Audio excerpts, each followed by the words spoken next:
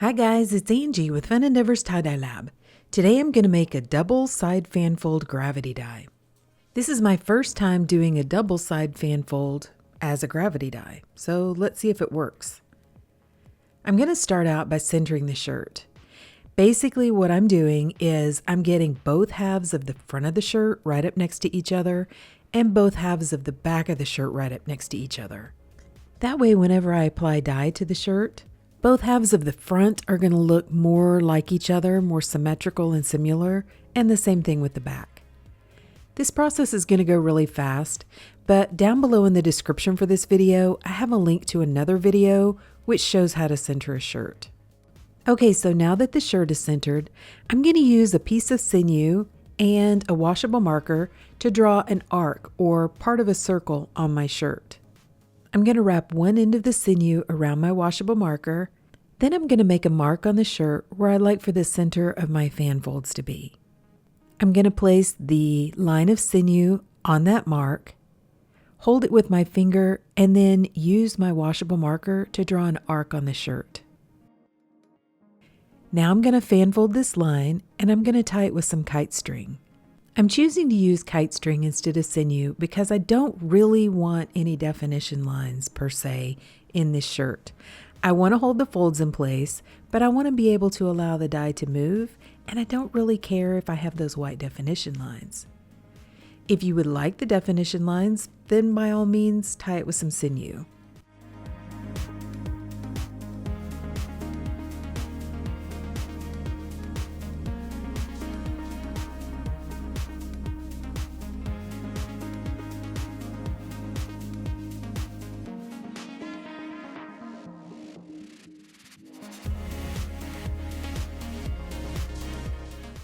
After I tie this initial line, I'm going to go ahead and straighten the fan folds over on my right side, going toward the center of the fan folds or the center of my arc. And I'm going to tie that area with the kite string as well. I'm not going to tie the area to the left of my initial line. That's the portion of the shirt that I'm going to allow to be gravity dyed, so I want to leave it free and not tied.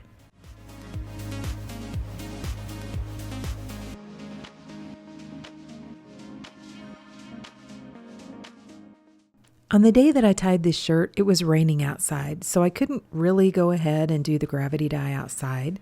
I placed the shirt aside and came back to it a couple days later, and by then it had already dried out. It doesn't have to be dry though, you can apply the dye when it's damp. As I mentioned, I'm going to gravity dye this shirt outside, so I've taken a metal drying rack and placed a collapsible leg metal shelf over the top of the drying rack. Then I've placed the shirt on top and left part of the shirt hanging over the edge. That's the portion of the shirt that I want to be gravity dyed.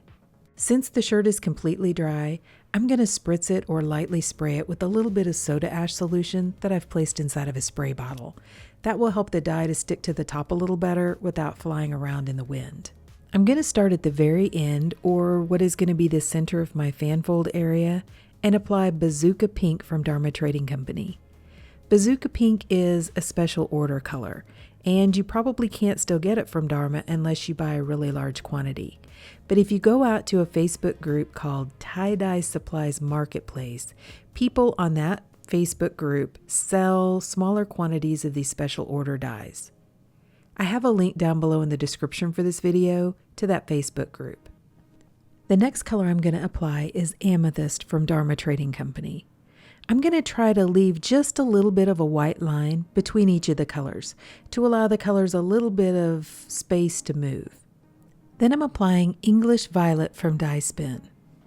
The next color I'm using is Aster from Pro Chemical and Dye. Aster is an internet special color, and the way that I usually find it is I go up to the search bar on Pro Chemical's website and just type in Aster. I don't know if it's just a temporary color or if it's permanently there, but I've actually bought several rounds of it in the last year or so. The next color I'm going to use is Dye Spin's Mindbender B, which is a dark horse dye, so it's under a different little tab out on Dye Spin's website. And then the last color is Blue Pervinka from Dye Spin.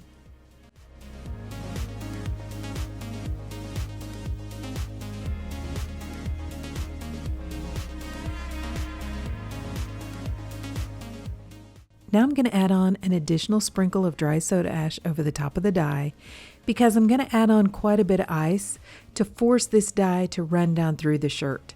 And I want to make sure I still have plenty of soda ash remaining in my shirt to react with the dye. The dye won't properly bond with the fabric unless I have that soda ash to raise the pH.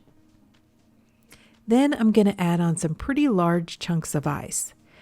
It is already getting to be 90 degrees Fahrenheit where I live right now, so the smaller ice cubes just melt too quickly. These larger chunks of ice do really well to stay on the shirt, and I don't have to replace them quite as often. The smaller cubes that I placed down around that bottom part of the dye melted pretty quickly, so I came back and added some more of those. And after all of the ice melted, I actually came back and added a couple more larger chunks of ice. I've included some process photos kind of so that you can see the way the ice melted and the dye moved. I left the shirt until the second layer of ice melted and actually just left the shirt outside overnight.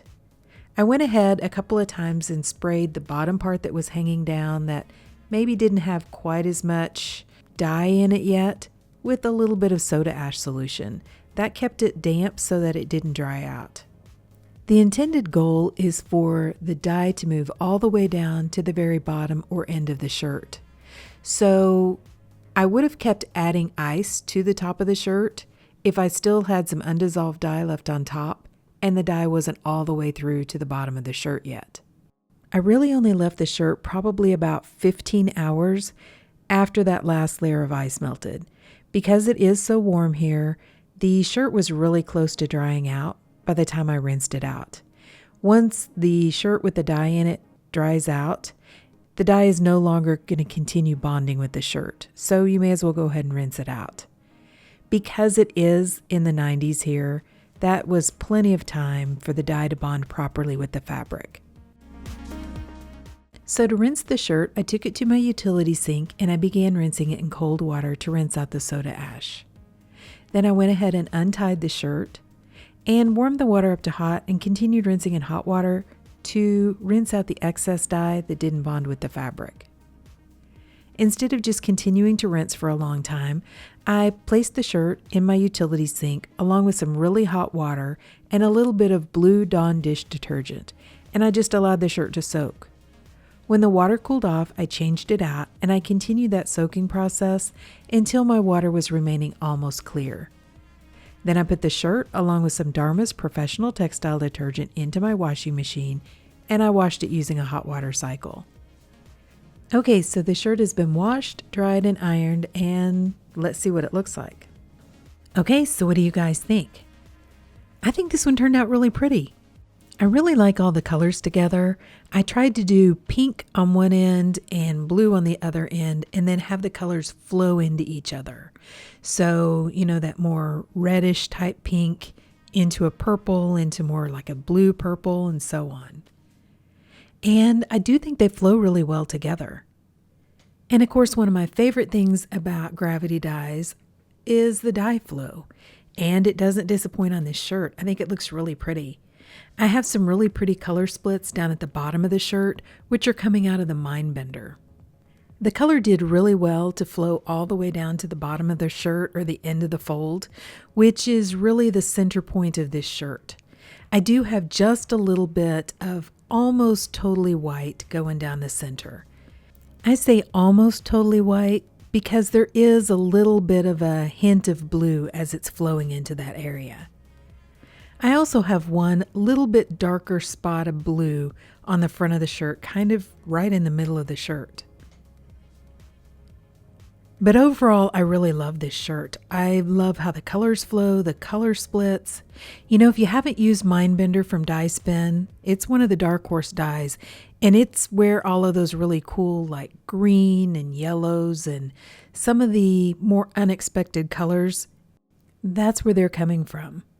So I think this shirt is cool and I think it's very interesting to look at. But what do you guys think? Please drop me some comments down below and let me know.